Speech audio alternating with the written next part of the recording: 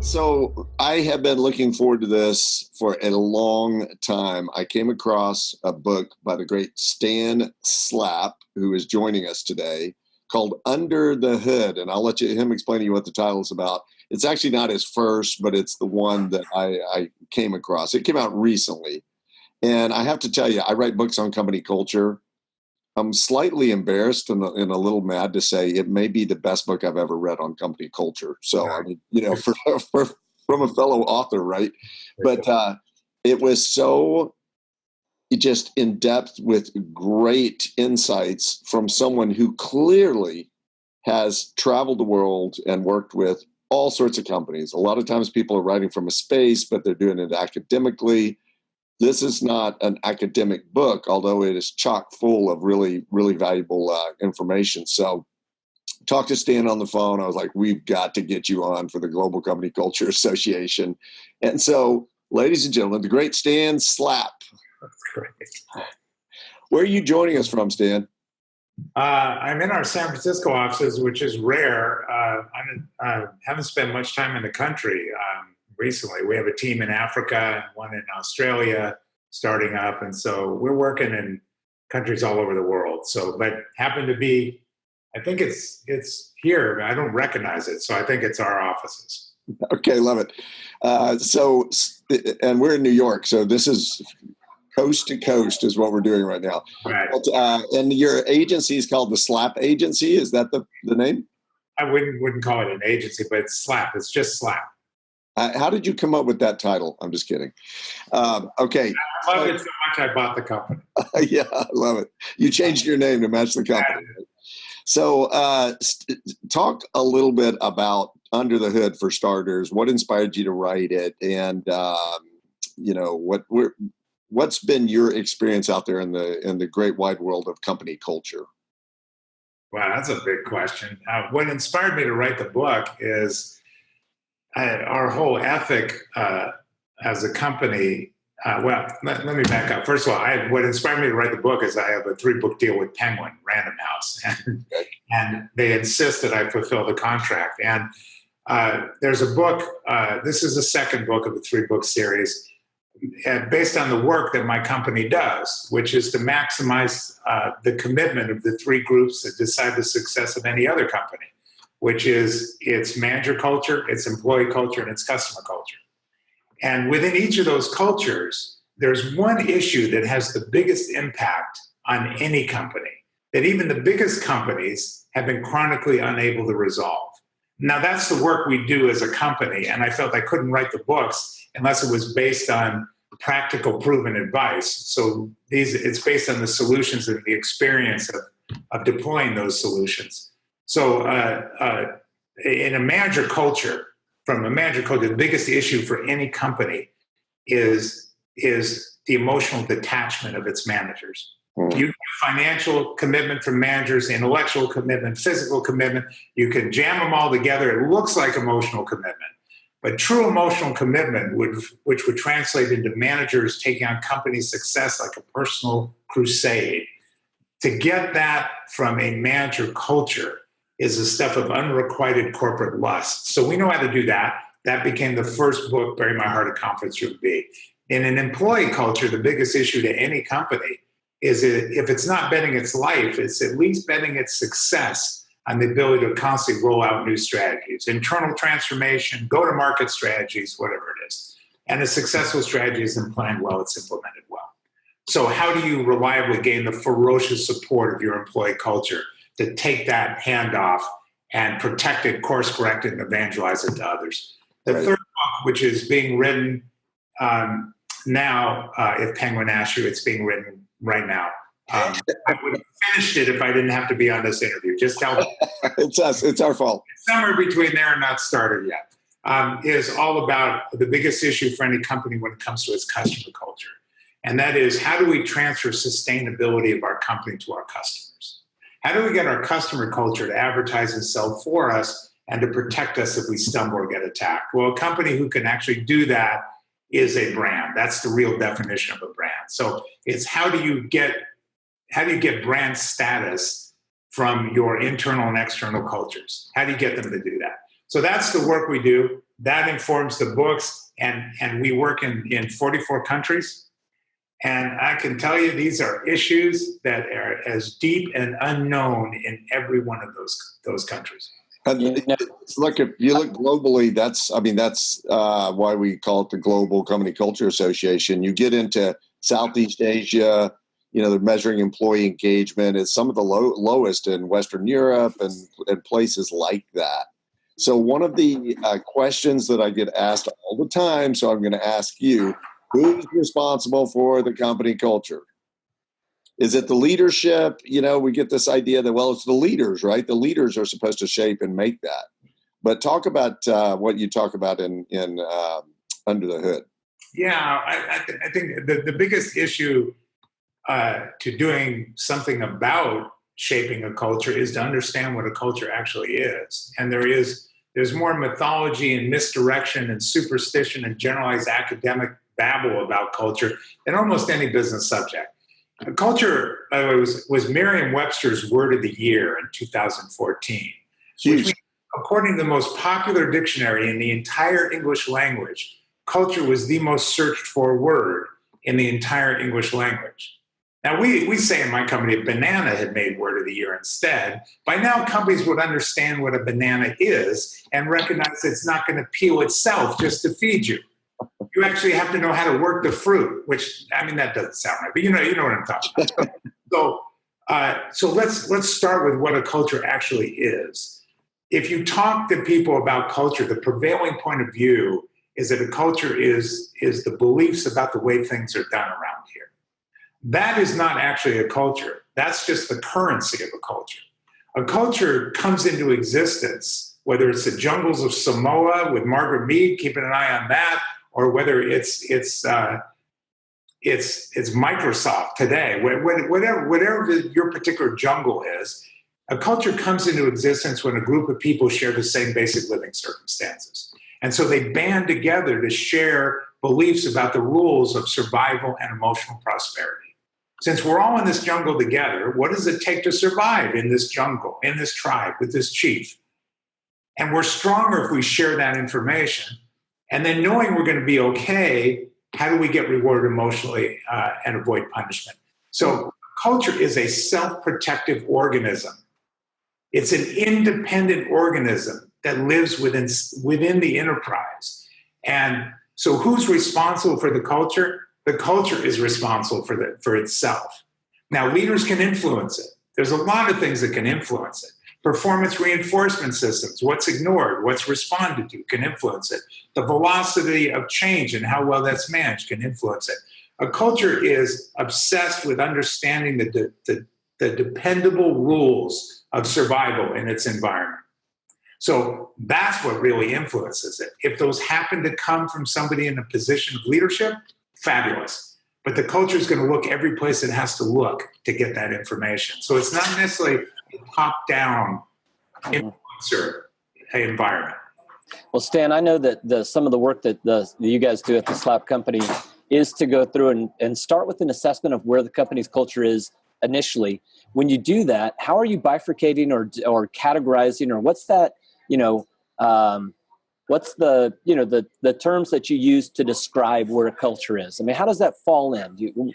How do you talk about company cultures? Yeah, the first thing to realize is that when companies talk to their culture, they talk about what has to be done, how it has to be done, and hopefully why it has to be done.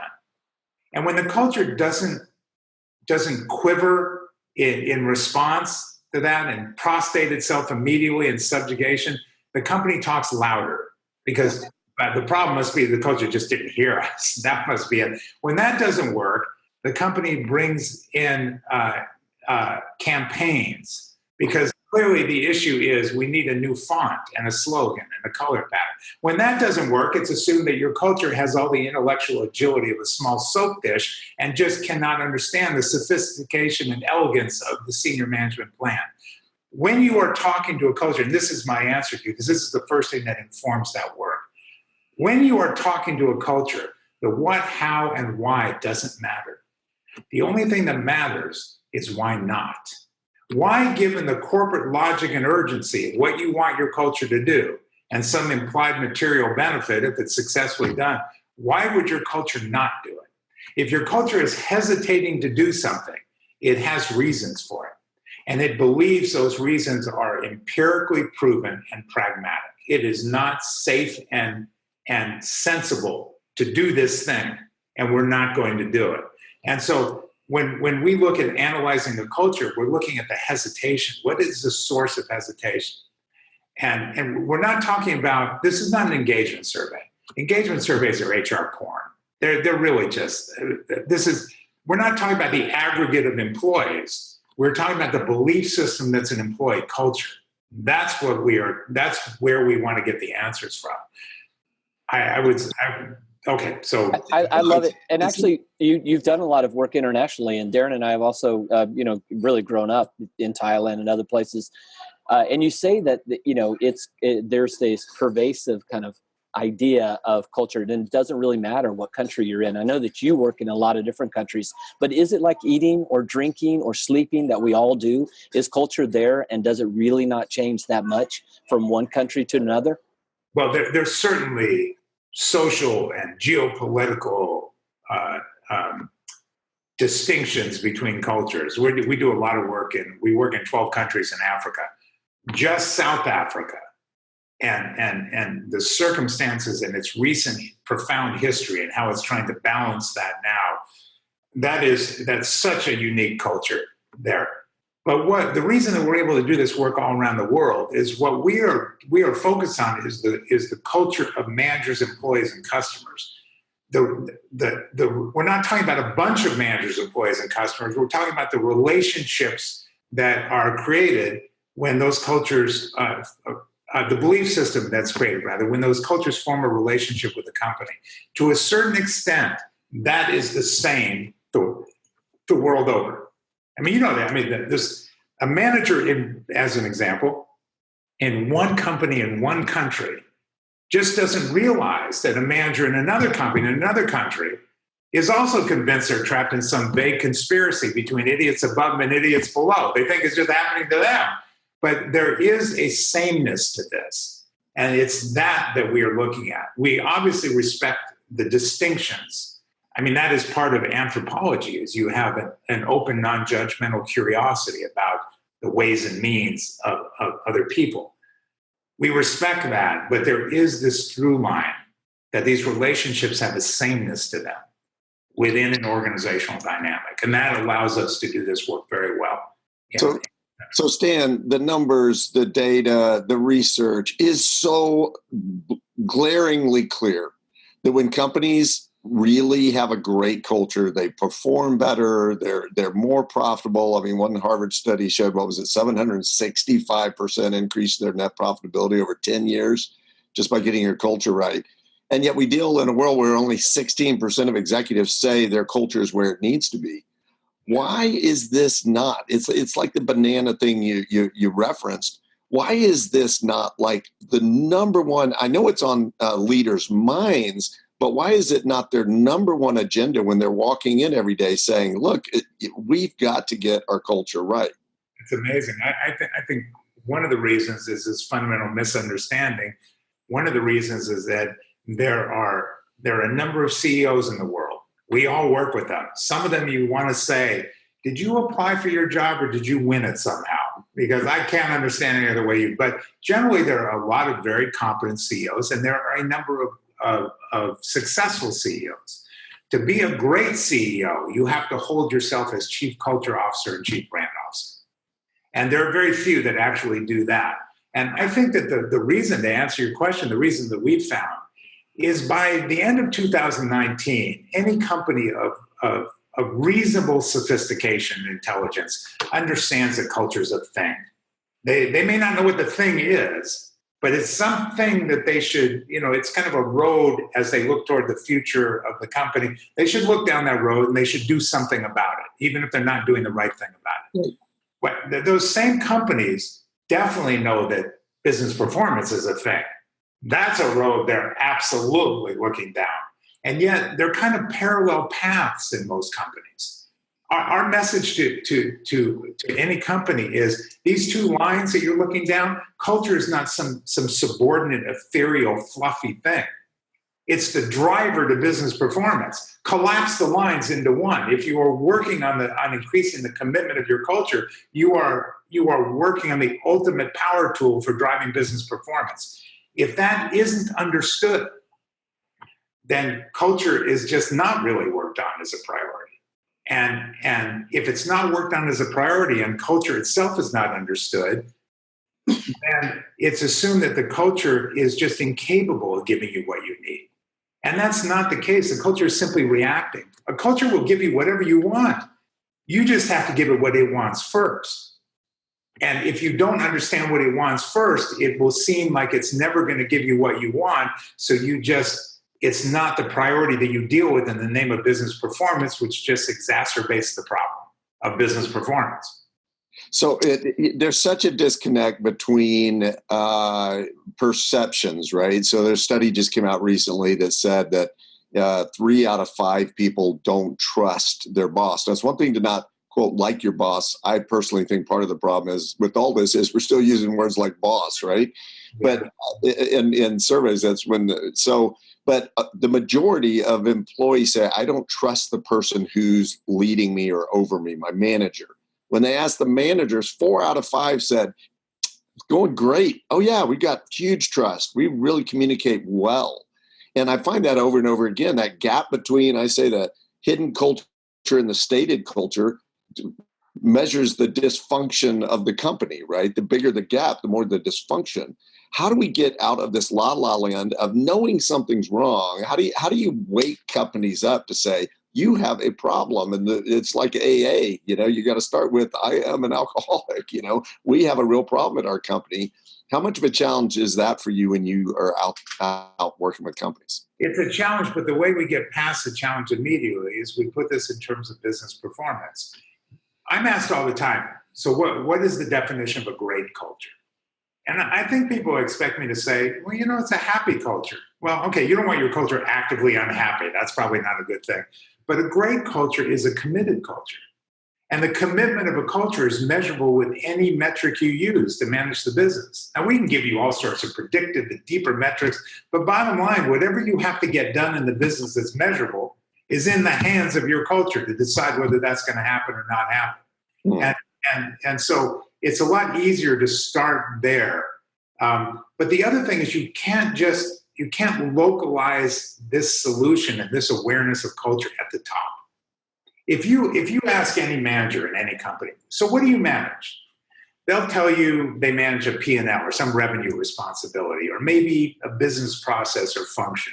In a big company, maybe a geography. And if you just stare at them where they realize, oh my God, it's a trick question. You're looking, what else do I manage? What do you want? Eventually they're going to say, people. I meant to say, I manage people. That's of course people. I manage a team. Well, you're going to be waiting a lot longer for them to tell you they manage a culture, which is not a bunch of people. It is that self-protective belief system. So unless the competency of how a culture decides to protect or reject a management plan is transferred throughout the manager culture, then whatever plan is crafted at the top is DOA or diluted beyond recognizability by the time it gets down. Managers have to be able to drive it through their individual teams. And yet, as you both know, this is the greatest missing competency amongst even the smartest management organizations. What is a culture? How does it work? And if managers don't have that understanding, they can't see themselves as a culture. They don't have the language to express their own hesitation to commit. And that's why this seems like a room full of mirrors. There is a starting point, the definition of culture, the prioritization of culture as a driver for business performance, and then the transfer of competency about what you really do about it. And let me just answer this question finally by saying, I think our bottom line message to any company is it's not the responsibility of your culture to understand the business logic. It's the responsibility of your business to understand the culture's logic. Now, once you get that, you're unbeatable in any market you choose to own. Without it, Good luck with that. So Stan, do you see this changing, this whole conversation around company culture? Do you see it maturing over time? Because I was thinking about this Business Roundtable, paper that went out with all of this group of CEOs that signed on and basically said that, the purpose of the corporation is no longer simply, serving the interest of the shareholders, but they said it's investing in employees and also in the environment. But it's the employee portion of it that I keep feeling like really relates to company culture. So what do you see when you're out there talking to some of these CEOs? I see a general awareness that it's a thing, whether it's the thing they should be paying attention to, or it's just another thing they should have somebody check off a list to satisfy of course we're doing it. If you ask us about a culture, we have a statement about our culture and we're putting up posters and we're like that. But the deep understanding, which depends on that, if you're running a public company, you're living in a 13-week heartbeat, you have to be in front of analysts, you have a fiduciary responsibility as well as your own financial welfare to keep that company performing. The connection between the commitment of the culture and that performance being secured, until that happens, we just see it treated as a minor issue. As soon as that connection happens, then we see it being a priority.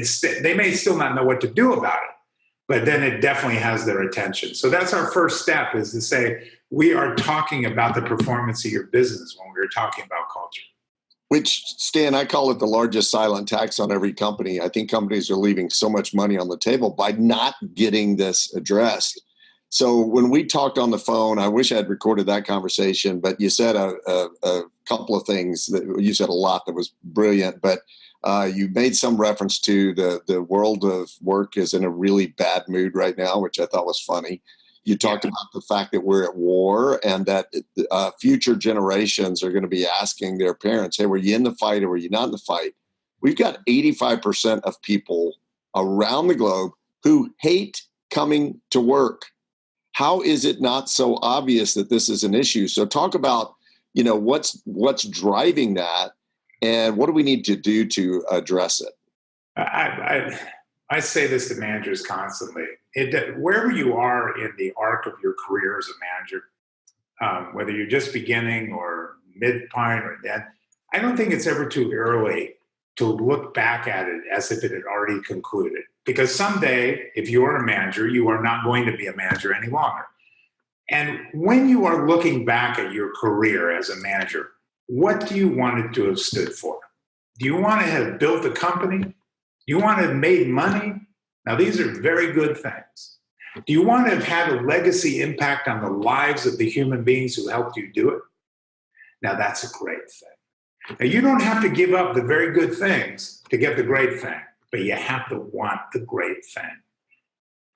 The understanding the true motivations of an employee culture can be the difference between your career success and failure or your company's success and extreme success. But this is not just about your career and your company. As a manager, you have a deep, lingering impact on the lives of the members of your employee culture. If they are made to feel anxious and uncertain and diminished on the job, that will not stay on the job. That feeling will jump the fence and follow them home. Now, these same people are partners and parents and neighbors and voters. The toxic impact of a diminished, anxious, uncertain population is incalculable. A culture's profound search for safety and meaning in an uncertain world is a reminder that we all live in that world. We're all searching. So treating your employee culture with empathy and grace is not simply a job performance tactic. It's a mirror that reflects your own true humanity. Now, the question is, are you going to step up? Because this is life during wartime. Humanity is under tremendous assault. What did you do during the war? What are you going to do about this? Culture is where the humans gather in business. What are you going to do about it? And that is our ultimate message. That's the purpose of my company, to make the business case for humanity. If we can make the business case, we can present these three cultures as newly precious workable assets back to the enterprise, then the enterprise will protect them like any asset. you can't protect these assets without protecting the humanity they represent, and probably without rediscovering your own as well. It's a bigger fight. And let me just say that the defining grace of any business is to be trusted to care about what matters most. And many companies just don't step up to that. The great ones will. I love that, Stan. Actually, I'm going to buy that T-shirt, the business case for humanity. That's what we're trying to do. That company culture conversation that you have. And I know that you have kind of a background in anthropology and a lot of other areas. And again, I think that kind of informs your work. But this is such a pervasive problem that we have now. And I think we're grappling at it with tools that were given to us through, business schools and things like that. And maybe we need to have an infusion of anything but the old way you used to look at this world and look at it in a more empathetic, more concerning, more humanitarian fashion. So I love the perspective that you bring to this. I appreciate that. I mean, it's we consider it righteous work, and we're willing to make the business case. We're willing to get the performance gun away from the heads of companies. I mean, they have their own responsibilities, and we're not ignorant of that. It's just there has to be ultimately a greater purpose. And by the way, if you're looking at the metrics of cultural commitment, the greatest metric of cultural commitment won't be shown until the culture needs to show it, which is if the company ever really gets into trouble, only a committed culture will step up and save it. Now, you can't bank that when you need it. You have to put it away ahead of time. So actually, if you had no other reason for doing this, especially as a CEO or an executive team, creating cultural commitment is not just about achieving performance. It's about achieving performance insurance. And that is the greatest legacy of any CEO and their executive team is what happens 5-10 years from now when you really need this. Maybe you're not even in the company anymore. And you put this commitment in, you've embedded this so it's there for the company when it needs it. And it's just a different shift from a 13 short-term. We serve a lot of different masters, but it's a different shift. But a great company will understand the need to shift.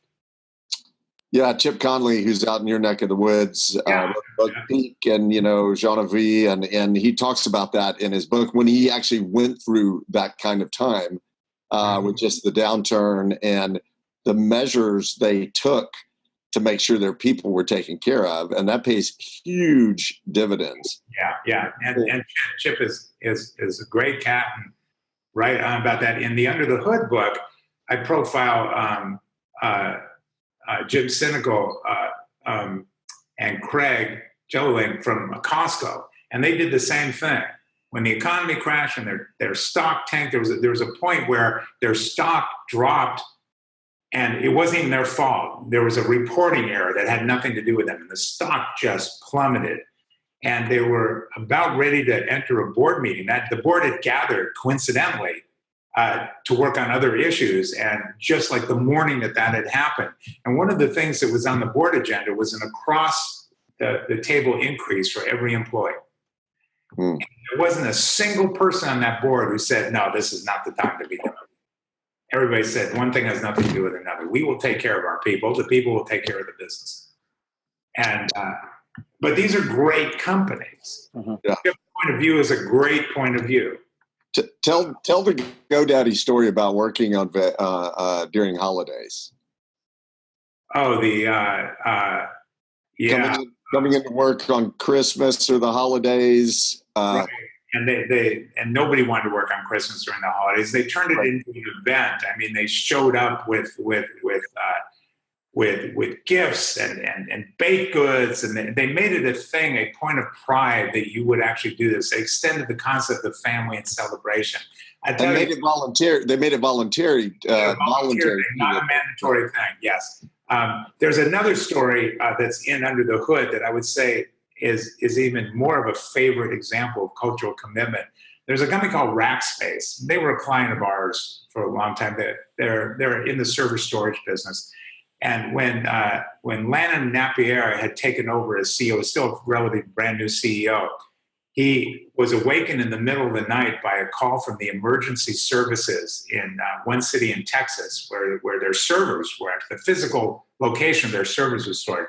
And I guess there had been like a UPS driver or something who had a heart attack behind the wheel and collapsed with his foot on the accelerator. And that truck went right through the front of this building, right into the rows of servers. Wow. And he got this call, and it was like, oh my God. And what the emergency technicians were saying is, listen, we think the driver is still alive in there. We need to get in. You need to shut the power down so we can get in and rescue him. And so Lanham, being just a very decent human being, without even thinking about it, said, shut it down, get him out of there. And as soon as that happened, he realized, oh my God, we just wiped out the servers and for every customer in the world that depends on Rackspace, because there is an actual orderly shutdown process. It takes about 10 minutes. You don't just flip the switch off. I mean, so we just ruined, we just lost the company. And he was there, and it was about 3:00 in the morning, and he's there with his engineers, and they're going, what do we do? There's like, how do we tell our customers that we just wiped this out? What do we do? What do we do? We just lost the company. What do we do? What do we do? And so they just stayed and they were in the basement in a meeting room, and they couldn't figure out what do we do, and they're trying to come up with solutions. And so finally, they decided to go upstairs to their offices. And they walked upstairs. Now this is about by now 3:30, 4:00 in the morning. They walked upstairs, turned the corner to the upstairs to the main floor, and every single Rackspace employee was there. They had heard about it. Their kids were sleeping in pajamas and blankets on the floor. Everybody was there waiting, and they said, what can we do? Wow. Right? He said, and just floored. And he said, we survived. The driver survived. We all survived. We all lived. But it was the way that we chose to live. Now that's the power of a culture. We heard about it. We called everybody else, get everybody out here, wake up your kids, bring them in, put them to bed, stay at your desk. There'll be something we can do. So, by the way, we're going to go down and do something on Rackspace because they're an amazing company. They bought a mall in that was burned out, and they bought it and rejuvenated that entire community in the process of doing it. San Antonio, yeah. So I'm excited. We're going to set up a time to go down and visit with them. Great. Okay. So Stan, I have a feeling this will not be the last time we're going to be doing this with you. Hope to do some more of these down the road. This, we just launched the association. Thank you for the wonderful endorsement you sent. And I know you're as passionate about this as we are. And there are a lot of really great, smart people.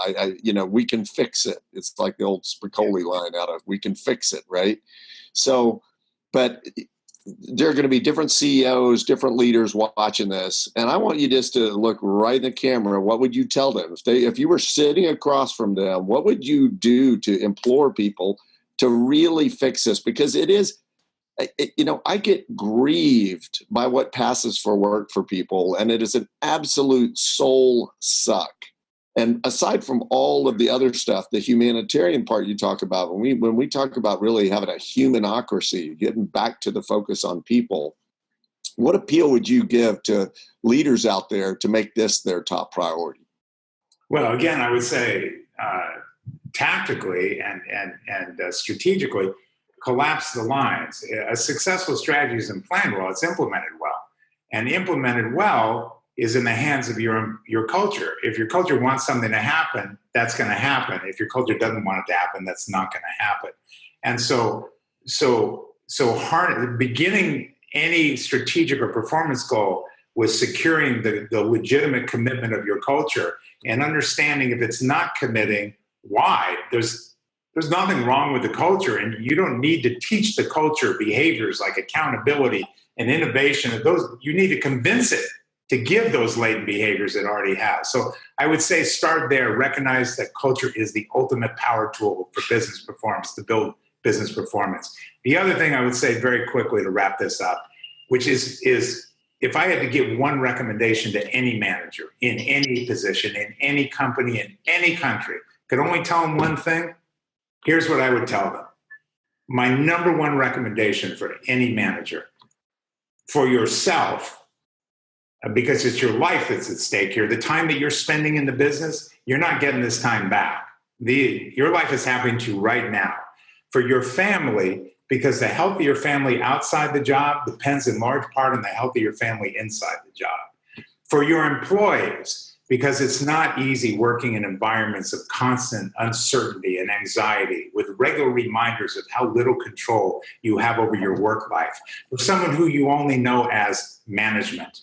For your customers, because people don't trust companies, they trust people.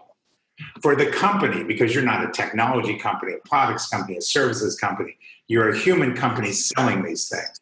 And the pivot point upon which any strategic success rests is a discretionary effort of your human organization.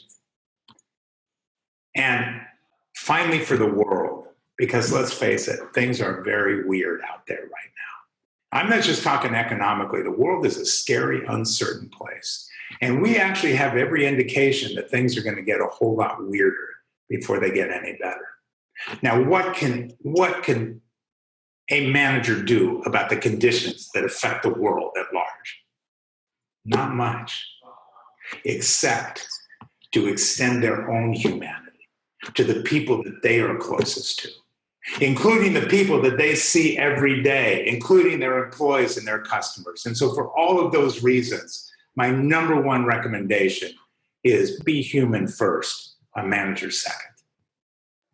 I love it. I feel like I've been to church. Stan, that's amazing. Yeah. It's a collection plate. It's a fabulous Stan, everything I knew it would be, and I really appreciate you coming on with us and taking some time.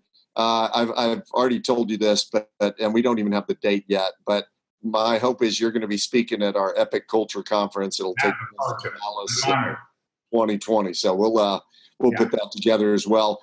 Thank you for being a champion. Thank you for being a warrior out there.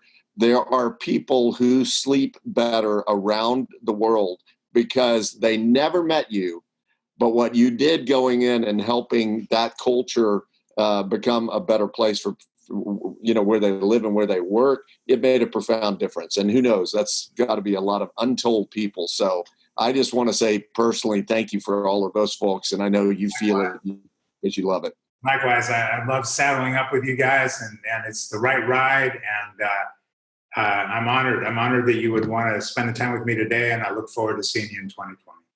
That's absolutely. Awesome. And write that third book. I'll buy it. Thanks. I knew Penguin was sponsoring this. Yeah. I'm on it. All right. Yeah.